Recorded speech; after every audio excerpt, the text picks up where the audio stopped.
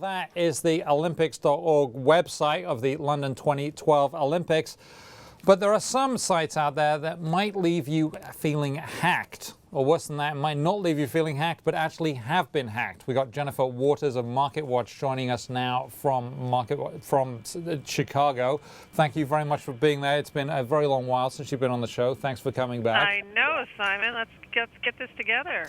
So, hacking, I mean, it sounds diabolical. You go to a website that you think is about the Olympics, but actually you're going to get hacked. How do you know this, and what can we do about it? Well, it's called search engine poisoning, and basically what happens is the bad guys come in and they put on something that looks very, very real, a site, put something up, and they'll game the search engines themselves so that they can get their site up there, in the top of the results, and then you'll go onto that site thinking that you're getting, what Microsoft is doing. We're looking at real sites now, obviously, not fake sites, but carry on. Yeah, so they're real sites, and basically they're sites that have malware on them. So if you click on, sometimes the sites will just immediately start, downloading some malware into your computer. Other times they'll have the site, they'll direct you to the site, and then they'll ask you a bunch of information. You'll think you're at a legitimate site, and they're just asking you for your email address or whatever, and it will actually be bad guys. So you need to be very careful. You need to really, the biggest thing to do is just really look at the URLs and make sure you're going on to sites that you know and you trust.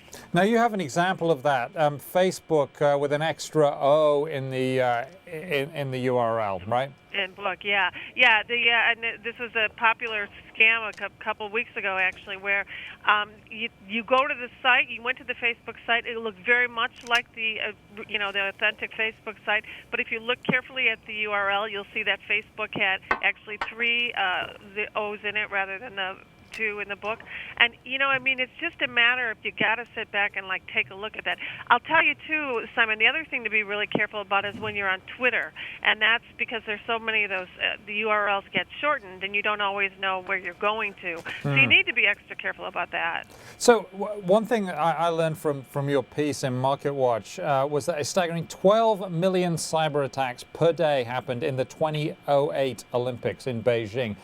That 12 million a day, that is a staggering number. So let's go through the other tricks that you should go through so you don't get hacked.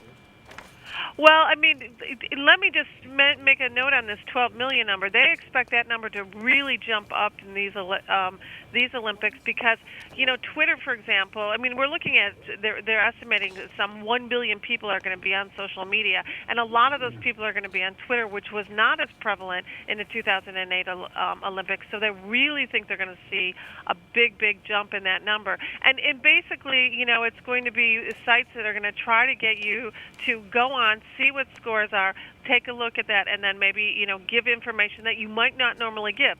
So if you're going to a site that you think is NBC Olympics, for example, and they start asking you for your email address, really stop back and take a look and make sure that that's really the site that you think it is, and, and just really be careful of all of that stuff.